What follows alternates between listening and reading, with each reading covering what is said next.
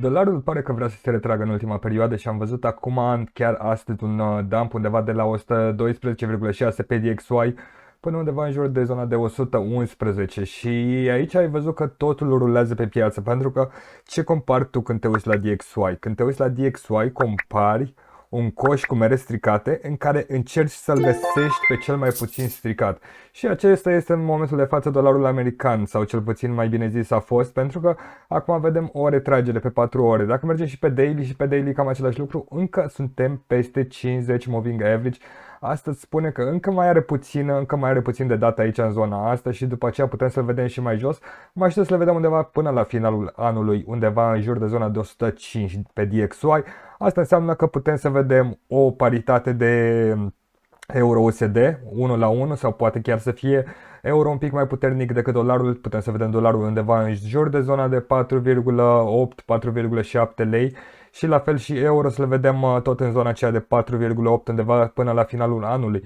Surprinzător, pentru că ai zice că leul este slăbuț, dar în momentul de față pare că dolarul și cu euro vor avea un pic o scădere mai mare spre finalul anului. Mergem și ne uităm și începem prima dată cu ceva foarte interesant aici. Aici vorbim despre Bitcoin, pentru că Bitcoin arată cum funcționează totul în piața asta. Ne uităm aici pe Bitcoin Future, pentru că ne interesează pe Bitcoin Future, aici se rulează banii mai mulți, aici sunt investitori instituționali. Și vedem că Bitcoin a reușit să țină aici 50 moving average și se duce undeva mai sus către zona asta, 21.500 am văzut astăzi și următorul pas ar fi pentru el ca să vedem pur și simplu un push către zona asta de 25.000 și după aceea 28.000 și acolo la 28.000 să găsim un pic mai multă rezistență aici în zona asta și aici să se ducă un război mai mare ca să vedem dacă putem merge și mai sus. Pentru că eu mă aștept pentru Bitcoin să vină undeva în jur de zona asta, adică să vedem aici undeva, să spunem, între zona de 28.000 și aș spune un maxim pe care l-am putea vedea pentru el ar fi undeva 35-36.000 de dolari înainte să vedem acest masiv bull trap că se întâmplă și să vedem totul că o să cadă. Dar până acolo sunt foarte mulți shorts care trebuie să fie prinși, până acolo vom vedea că mai sunt mulți bani care stau acum pe margine și care intră. Vedem și aici pe RSI, dacă ne uităm, vedem nivelul de cumpărători aici, nivelul de cumpărători la următorul minim. Și vedem aici că cumpărătorii se întorc înapoi, pentru că banii aceștia trebuie rulați, pentru că ai o inflație de 10,7% pentru Europa și ai o inflație de 8,2% pentru Statele Unite. Am văzut și șomajul a scăzut în ultima perioadă, am văzut că s-a dus undeva către zona asta de 3,7%, a crescut chiar, s-a dus către zona de 3,7 de la 3,5, ceea ce este un lucru pozitiv pentru piață, pentru că și dacă ne uităm pe US 500, am văzut că a avut zilele trecute o cădere după ce Jerome a stricat distracția în ultimul moment, când a zis, da, nu ne vom opri din a crește rata dobânzii de politică monetară. Tocmai de aceea am văzut tot acest dump care a fost ieri și azi vedem că începe să își revină și US 500 pentru că vrem să-l vedem undeva către zona asta. Vrem să-l vedem undeva către zona de 4100 pentru S&P 500 înainte să vedem că lucrurile merg mai jos. Putem să mergem și mai sus, putem să mergem și către zona de 4300, dar mai puțin probabil.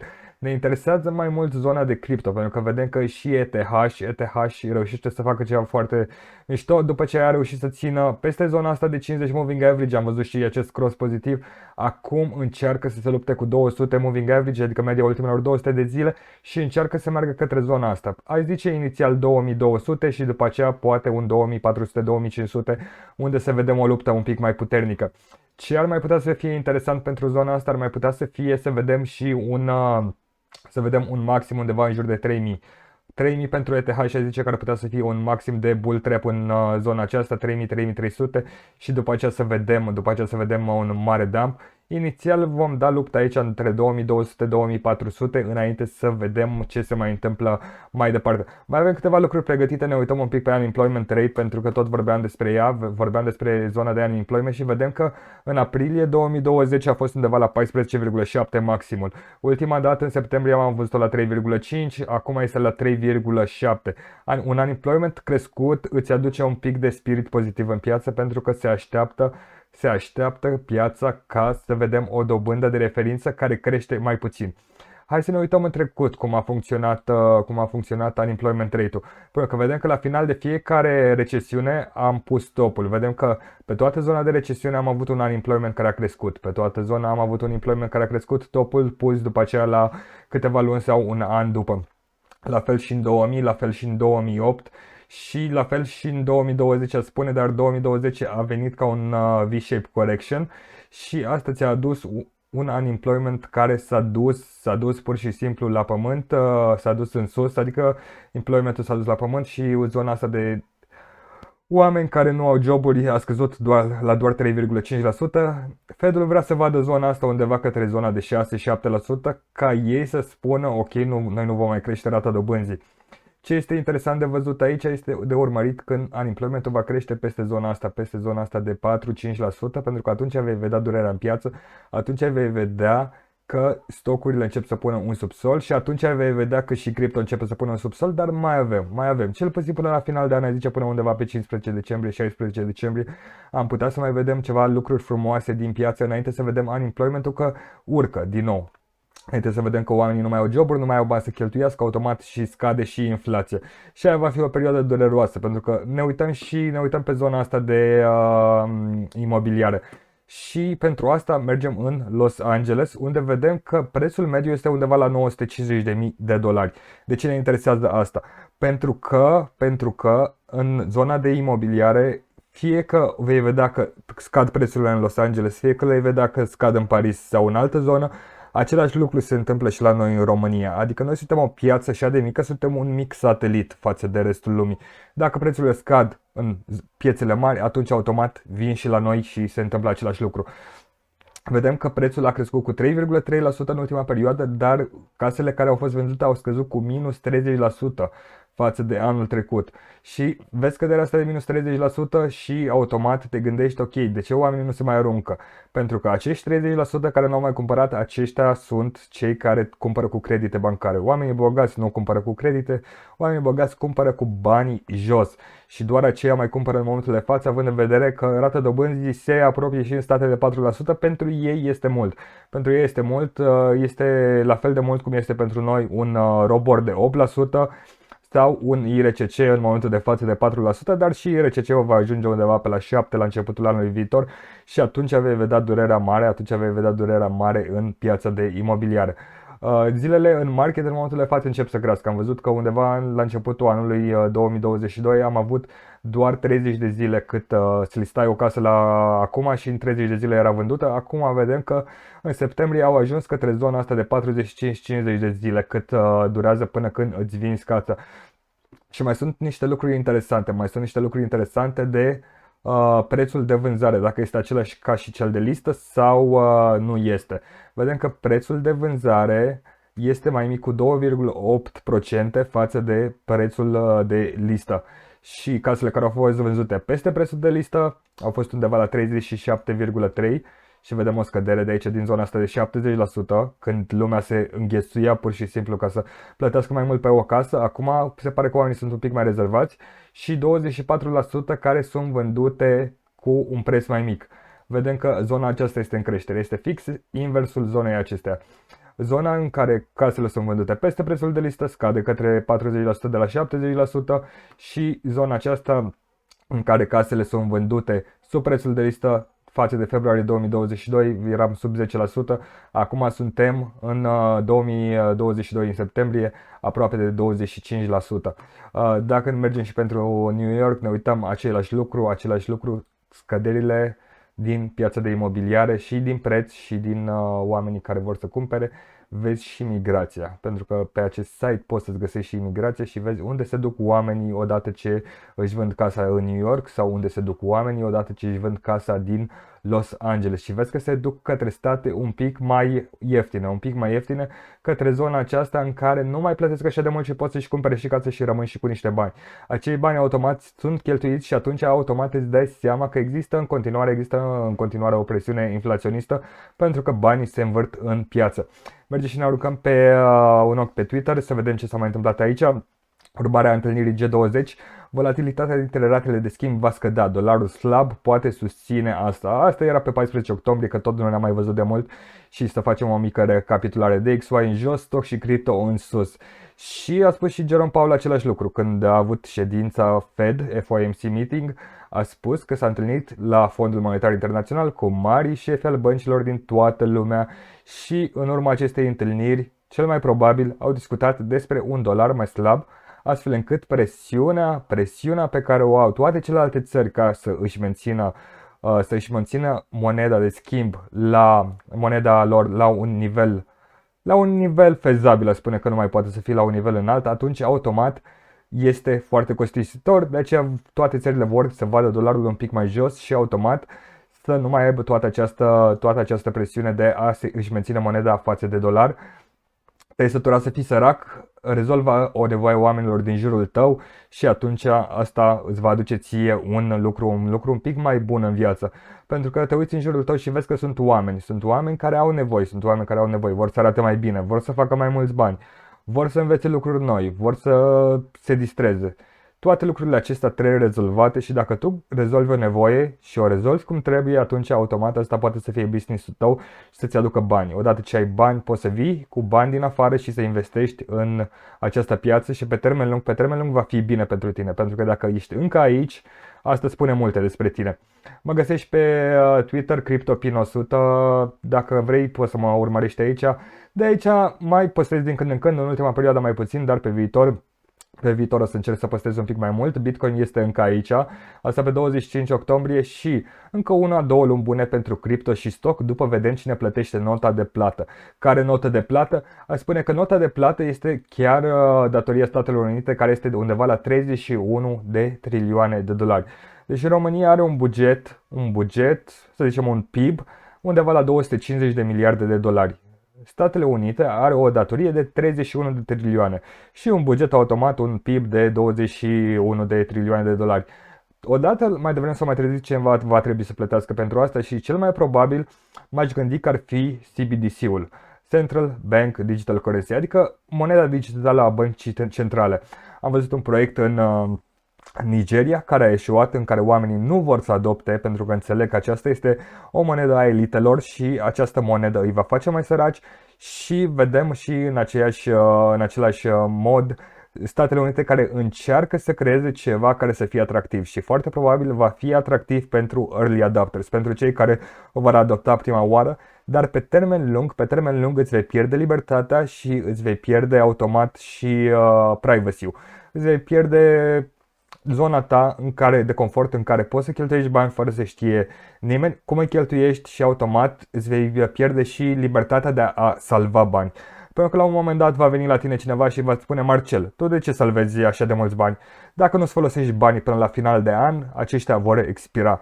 Și atunci ești condiționat într-un fel să salvezi mai mult sau să cheltuiești mai mult în funcție de nevoile pe care le are statul. Bitcoin către 28.000, încă sunt optimist că Bitcoin va ajunge la cel puțin 28.000, asta spuneam pe 30 octombrie, uite, suntem pe 4 noiembrie și vedem că Bitcoin se îndreaptă către zona aceea și aici este foarte interesant, USDT, dominanța USDT către 5,1% de la 7,1% cât este în momentul de față și minus 2% USDT, asta echivalează cu plus 30% pentru Bitcoin. Hai să ne aruncăm repede un ochi pe dominanța USDT, dacă tot vorbeam de ea. Era undeva către zona asta de 7,1%. Ce se întâmplă cu ea în momentul de față? De la zona asta de chiar 8%, zilele trecute undeva către 7,3%, acum la 6,88%. Vrem să vedem că pierdem prima dată zona asta de 6,8%. Va mai face probabil 1-2 bounce-uri între zona asta de 6,8 și 6,7 și 6,9, chiar 7%. Și după aceea va face câteva bounce-uri prin zona aceea. Mă aștept mai devreme sau mai târziu să venim și să confirmăm undeva către zona asta de 5%, 5,1% și aici să vedem un final de bear trap, un final de creștere în care vezi Bitcoin către 28, poate 36 de mii și după aceea să vezi toată nebunia aceasta în care dominanța USDT își revine și toată piața se duce în jos. Tocmai de aceea zice că încă mai avem o perioadă bună de 2 luni de zile în care putem să vedem lucrurile astea. Până atunci ne orientăm către ceea ce se întâmplă în piață. Așa, și ce mai avem aici? Mai avem ceva. FOMC meeting, Fed va anunța o creștere a ratei de politică monetară cu 0,75%, asta au și făcut, și o viziune de temperare a dobânzilor în viitor. Am văzut inițial am văzut fix viziunea asta de temperare a dobânzilor în viitor, dar după ce a întrebat un reporter, ok, ce părere ai, Jerome, că piața crește în momentul de față?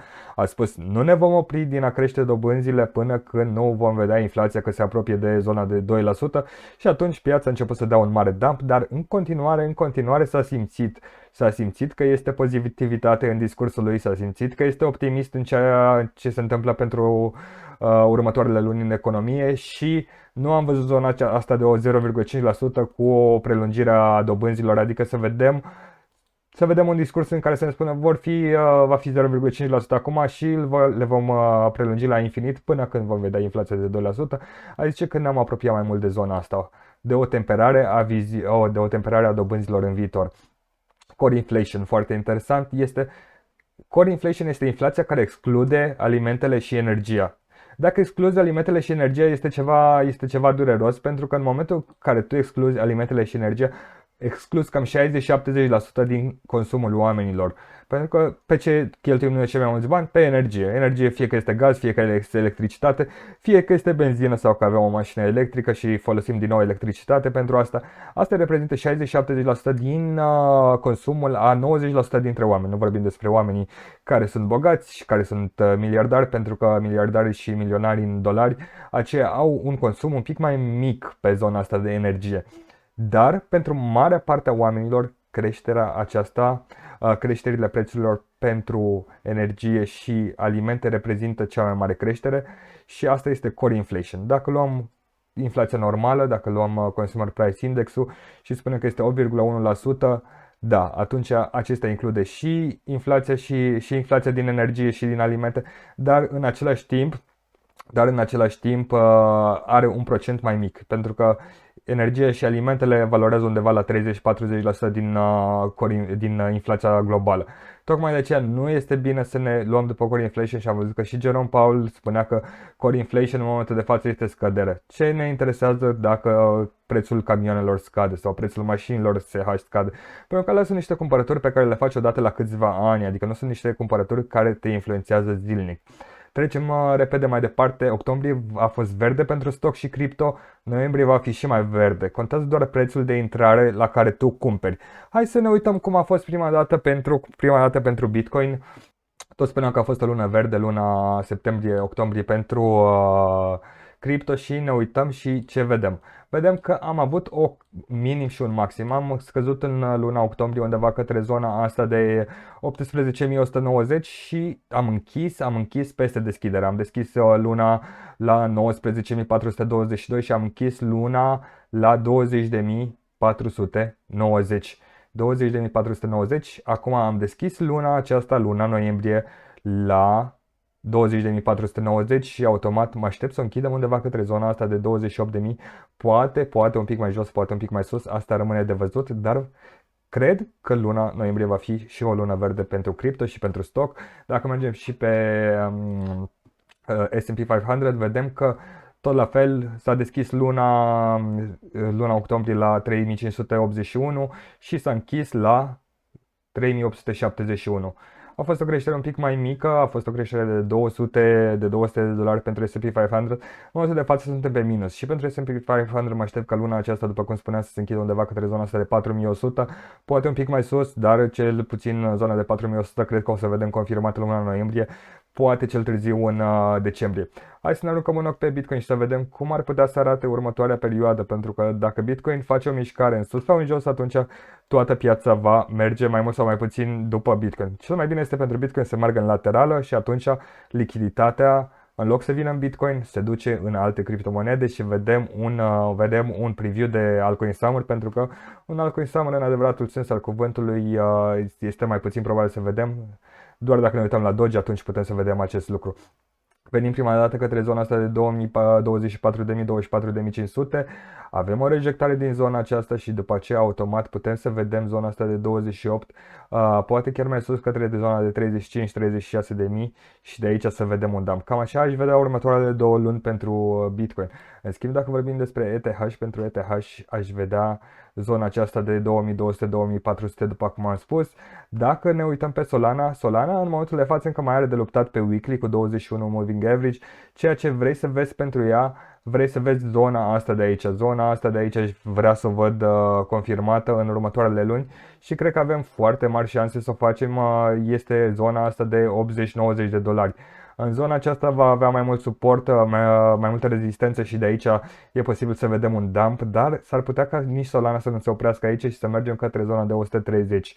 M-aș aștepta inițial să mă uit la zona asta de 80-90 de dolari și aici va fi un take profit frumos. Putem să mai vedem încă un dump din zona asta înainte să mergem mai în sus? Aș zice că da, aș zice că putem să mai vedem încă o confirmare pe 21 moving average, să mai vedem 30-31 de dolari înainte să vedem toată această nebunie în sus.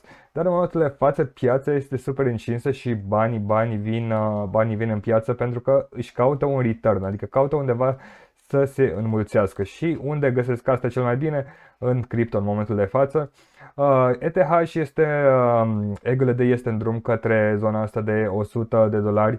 Aș spune că inițial va trebui să lupte cu zona asta de 66, poate vom vedea un ping-pong între zona asta de 66 și 55 de dolari și după aceea să evadeze către zona aceasta, pentru că dacă mergem pe un termen mai lung, vedem că și pe weekly am trecut peste 21 moving average, următorul test va fi aici cu 55, care probabil va fi undeva între 100 și 120 de dolari, unde vom vedea foarte multe rezistențe și probabil și un final de bull trap care să vină undeva către zona aceea de 100-120. Cel mai puțin probabil să urcăm undeva către zona de 200, dar nu aș renunța la această posibilitate pentru că am văzut ce a făcut și în trecut EGLD și am văzut ce face și acum. Tocmai de aceea aș zice că încă mai există șanse pentru zona de 200 pentru EGLD. Ce rulează foarte frumos în momentul de față în piață este Theta. Theta arată bine, pentru că Theta este deja pe drumul acesta care duce către 2.50 inițial. După aceea vedem din zona ceea ce se întâmplă, posibil să mai vedem încă o confirmare undeva către zona de 2, nu aș exclude asta. Sendul un pic mai puturos el, pentru că nici nu a reușit să treacă peste 21 moving average, dar aș zice că și pentru Send avem zona asta de 2.50 inițial și după aceea, poate, de ce nu, aș vedea pentru Send, odată ce curentul de Metaverse prinde din nou zona asta de 7-8 dolari reatinsă și de aici să vedem un mare dump care să ne țină probabil un an de zile, dar încă și pentru Send mai este foarte mult loc în sus. Că sunt optimist pentru Send, la fel cum sunt și pentru Atom. Aceeași mișcare aș vedea o confirmare la 21 moving average, acum respingere de la 50 moving average pe weekly, nu uita că suntem pe weekly, 20 de dolari și din zona asta de 20 de dolari să facem un pic de bounce între 21 și 55 și după aceea să vedem undeva probabil până la finalul anului zona asta de 42 confirmată și după aceea de aici m-aș aștepta să vedem un dump probabil care să vină către zona de 3 dolari sau poate 2 dolari, 2-3 dolari și aici să stăm un an de zile până când își va strânge suficient energie piața să facă din nou o mișcare așa de interesantă. NJ este la fel de interesant, am văzut că RWE a reușit să crească undeva cu 150% în ultima săptămână. Același lucru poate să-l facă și Engine, pentru că asta ar trebui să treacă peste 21 moving average, peste 0.50 și după aceea putem să mergem să vedem 1.33, 1.30, 1.33 aici în următoarele săptămâni, dar mai are nevoie de energie pentru asta. RWE a făcut ceva frumos. Dacă te uiți pe weekly, zici ok, asta se duce către lună, dar în momentul de față zice că mai are de luptat aici cu 200. Trebuie să susțină 200 undeva la 13 dolari și după aceea, odată ce își încarcă bateriile, atunci putem să ne uităm la următorul target care să vină undeva în zona asta de 39, dar până acolo mai este încă probabil o lună de zile când putem să vedem acest lucru. Am văzut că și Matic a prins suficient de mult curaj. Pentru Matic m-aș aștepta prima dată să avem zona asta de rezistență undeva în jur de 1.40 și după aceea să mai facem încă o confirmare, să mai găsim un suport undeva în jur de zona de $1 și după aceea să vedem dacă putem să mergem către zona asta de 2.73. Dar aici, iarăși vorbim din nou de termen lung, hai să vedem ce făcea și Doge. Cred că era Doge undeva aici, chiar aici este Doge. Am văzut că a reușit să facă din zona asta de 0,6, adică 0,06, 6 cenți, până în zona de 15 cenți, toate astea când s-au întâmplat în săptămâna aceasta. Momentul de față arată super bullish, pentru că dacă reușește să închidă astăzi peste 12 cenți, atunci automat putem să ne uităm săptămâna viitoare către zona asta de 16 cenți și odată ce spargem zona de 16 cenți, următoarea noastră rezistență este undeva la 30 de cenți. De la 30 de cenți o să fie foarte interesant pentru că acolo se va duce lupta între tauri și urși. Cel mai dezamăgitor în zona de stoc a fost Meta, pentru că am văzut Meta după veniturile mai mici decât se aștepta lumea, pentru că dacă ne uităm aici, vedem că se așteptau să vadă un earnings de 1,89 și au văzut 1,64 pe earnings. Pe revenue vedem că suntem tot în zona aceea de estimare, chiar un pic mai mult peste, dar piața în momentul de față parcă încearcă să găsească în Meta orice motiv pentru a vinde. E posibil să vedem Meta că va face o consolidare pe zona asta de $80 și când toate se vor duce în jos, când toată piața se va duce în jos, să zicem anul viitor în primăvară, să vedem asta prin februarie, martie, aprilie, mai, atunci Meta să înceapă și să pună un raliu frumos când toate merg în jos, doar Meta să meargă în sus, pentru că nu aș vedea Meta să meargă și să vedem Meta din nou undeva în zona asta de $20-40.